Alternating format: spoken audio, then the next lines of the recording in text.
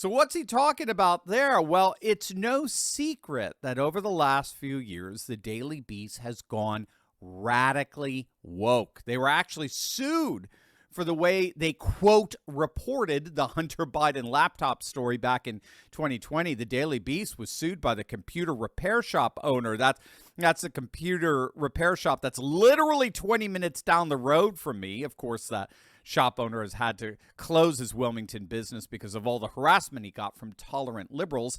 But he sued the Daily Beast because they claimed he stole the laptop and insinuated that the shop owner was pushing Russian disinformation. And so this is what this inside source appears to mean in claiming that this implosion is basically the Daily Beast getting Bud Lighted.